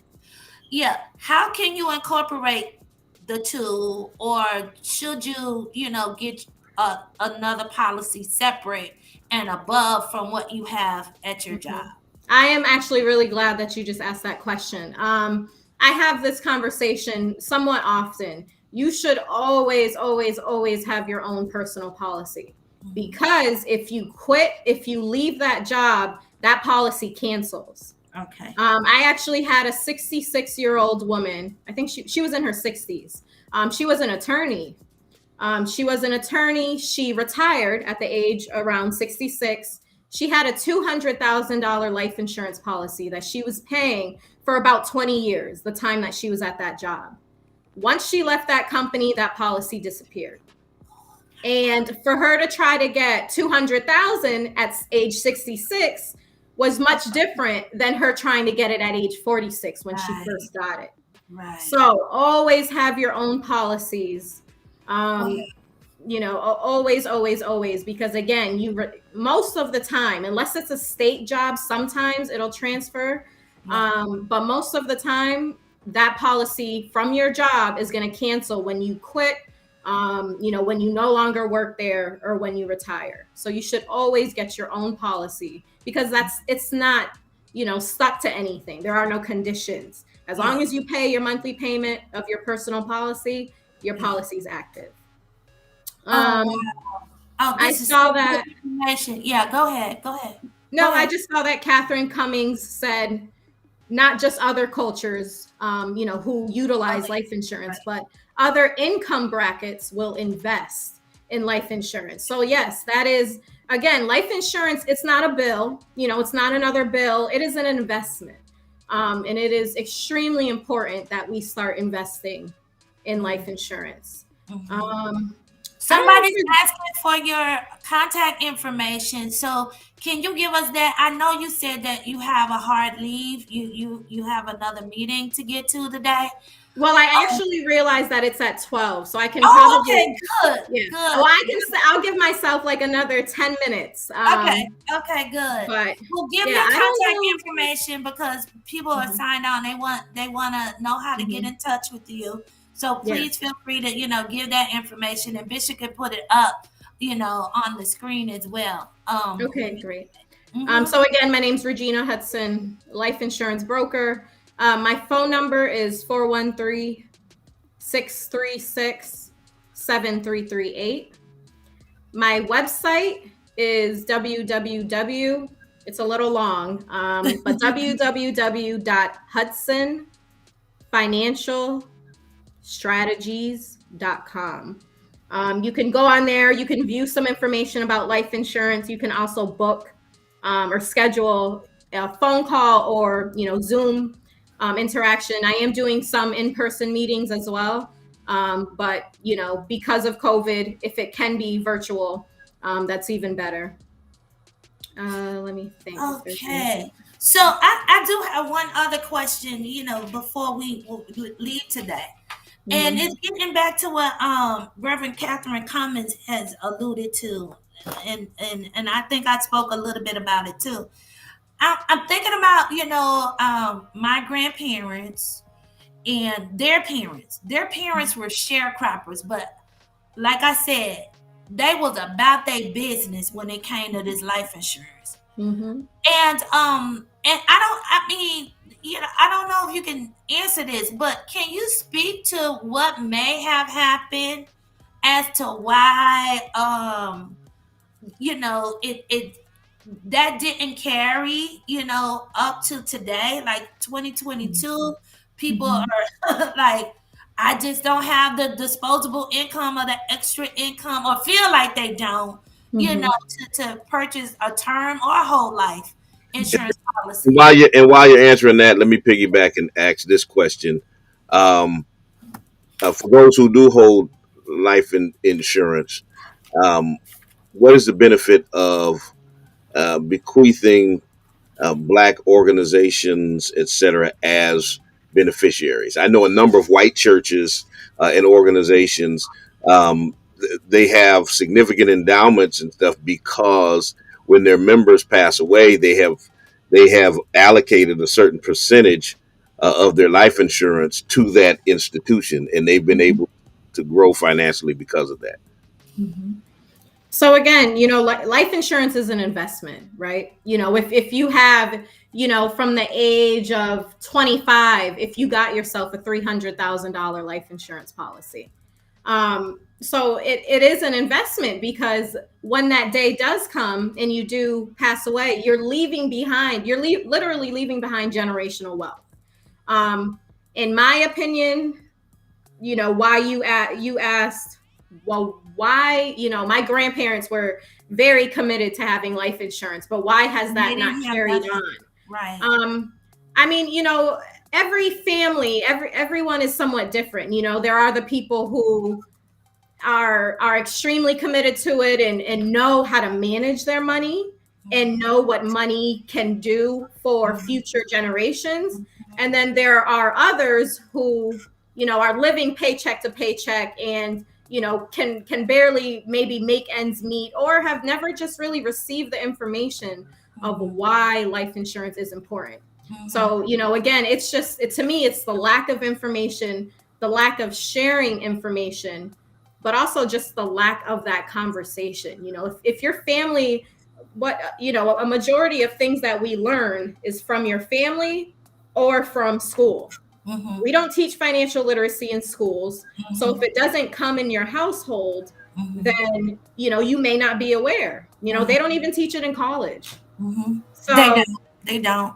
yeah. Right. So I really just think it's just a lack of having these conversations. But I do think that, COVID occurring, multiple GoFundMes, and losing loved ones, unexpectedly, I do think it has sparked a, almost like a new movement of being more aware of your health, as well as, investments and things that are extremely important, such as life insurance or even the pre-need. I think that's a great idea. And as you said, if it's, let's just estimate, if it's $15,000 today for a funeral, it might be 20,000, in the near future. So, and to get to Bishop Talbert Swan's question, again, if you are able to donate or give a portion or, add a Black owned, business or organization as a beneficiary to your policy, all you're doing is, again, just building that generational wealth, and allowing that business to almost profit off of your existence, or, that legacy. So, it's all about changing the narrative, right? And starting to do things, more strategically. And that's really what we have to do. I love the fact, Regina, because I was getting emotional just thinking about it. But I love what you said about don't look at it like you're just planning for death, but look at it like an investment. So if I'm looking at it like an investment now, and I mean, I'm like literally being stirred up just thinking about, okay, this is an investment. This is what I'm obligated to do actually in order to build or leave a legacy for my family, we have grandchildren, so I'm like, my legacy is halfway done, you know what I'm saying? So, even when you look at our responsibility. This is our responsibility. But hold up, back, because I got to get this question out. So, if I'm looking at it as an investment, and I'm not just thinking about this is what's going to happen in my death, can you tell me some of the ways that I could use it while I'm still alive? While I'm still alive. I think that's really important for us to understand that these life insurance policies can be used while we're still alive and living. So if you have a policy and while you are living, you want to reap some of the benefits. So again, that cash value, that's a big factor, because it's a savings account, that is accumulating. It is attached to the stock market. So the savings, the interest rate. So as it grows, maybe that's a down payment on a house, or that's your child's, 1 year or more of college, or that's their first car, or that's someone's wedding. So again, I mean, savings is important, right? So that's one benefit to life insurance. I mean, honestly, that's one of the biggest benefits while living. So we call them living benefits. So the cash value is extremely important. The other factor of, the accelerated death benefit. So if you are diagnosed with something severe, you can withdraw to help pay for medical bills. There was one more thing that I was going to say. I mean, honestly, those are the biggest factors, because life insurance is mainly, the investment amount that is sent to your family afterwards. But while living, you can utilize the cash value tax deferred when you withdraw it. And it's a savings. It's an investment policy, basically. and to that point, we were talking the hour before about enslaved Africans not being immigrants, et cetera, et cetera. There were a number of insurance companies, some of the largest in the world, like Aetna, who's I think is still the largest health insurer. And a few years ago, they apologized for selling policies in the 1850s that basically reimbursed slave owners for financial losses when their slaves died. And many organizations invested in that and made money off of enslaved Africans dying through insurance policies. That is crazy. The history, behind a lot of things is just it's really crazy. Right. Okay, I want to get to your question, but I did also just want to mention I don't do this myself. Typically, it's an estate planning attorney. I do have I think one or two, Black-owned estate firms. But wills, is also really, really important. So having a will, or if you own, one or two properties, or maybe even getting a trust fund, right?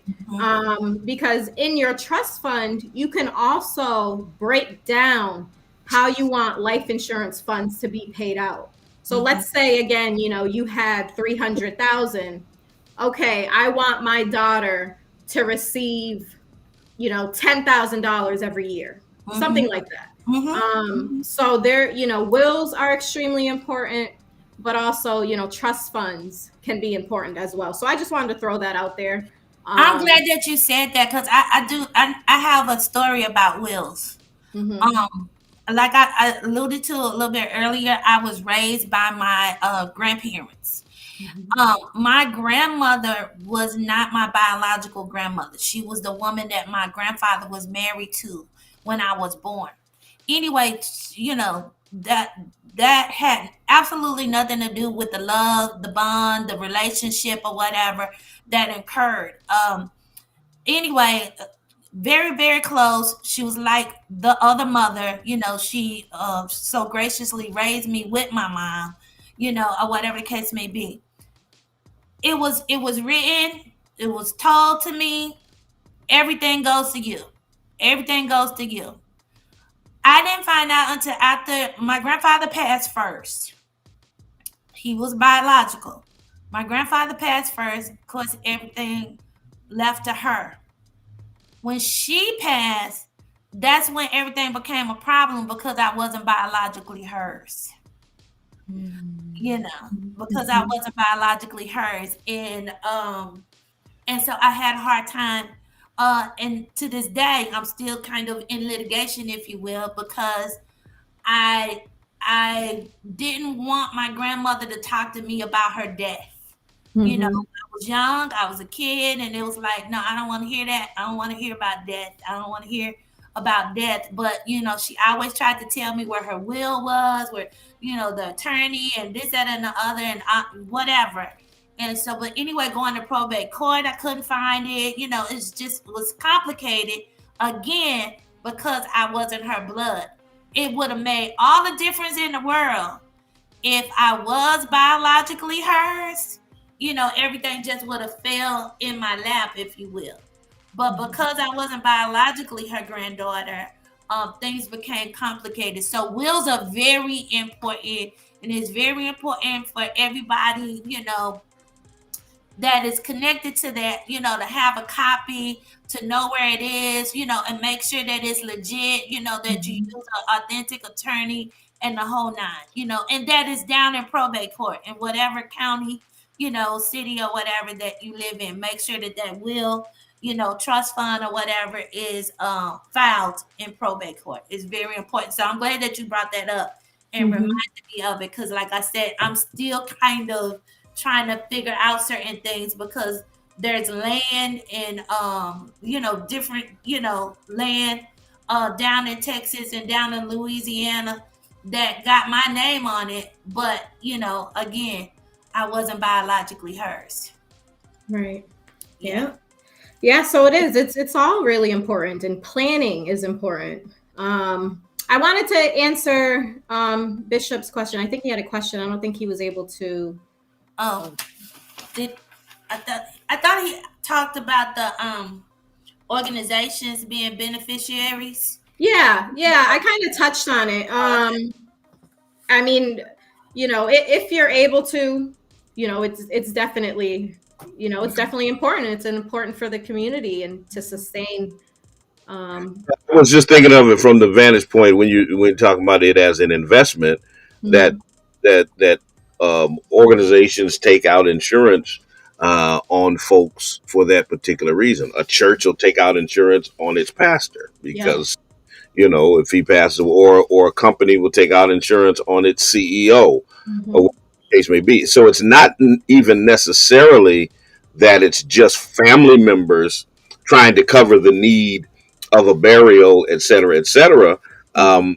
There are other entities that will take out insurance because once that person is gone, there's a certain benefit to their life that is missing from their space as well.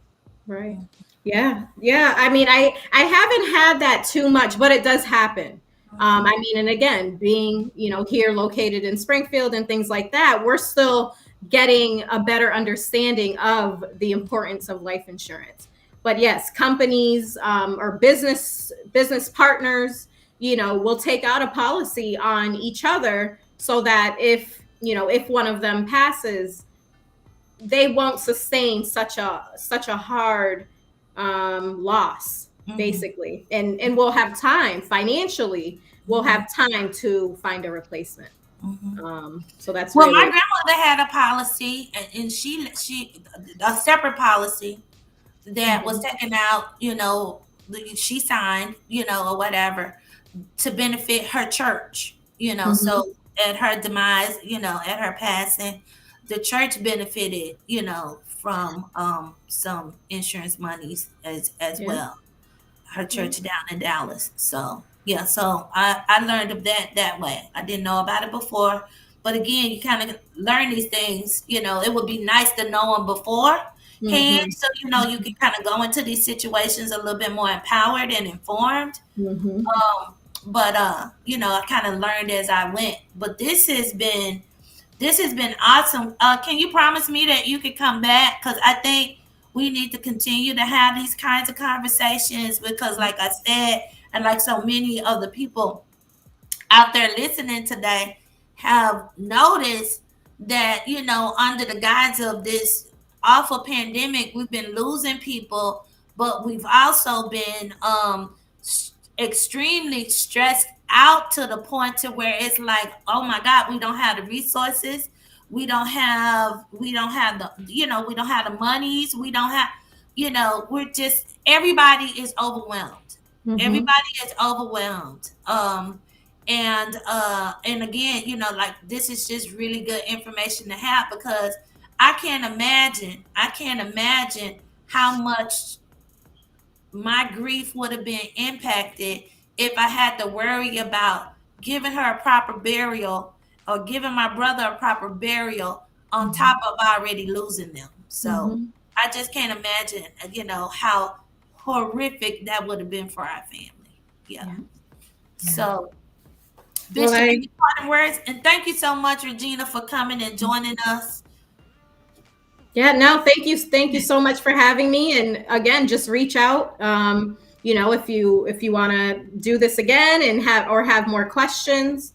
Um, what was I going to say? I also I'm trying to educate and inform as much as possible. So even doing like small group sessions of something Yes, like this yes, is yes. something that I'm kind of looking at doing. So, I appreciate the opportunity. Any questions you have, there's a contact me. You have my phone number, but there's a contact me through my website. Mhm. So please reach out anytime. And, I appreciate both of you for using your platform, to share this information. Thank you All so right. much. Thank you Appreciate you. so Thank much. you so much. Have a blessed rest of your day. Yes, Yeah. you too. Take care. All All right. right. Thank you, Regina. All right. All right, my people, my people, my people.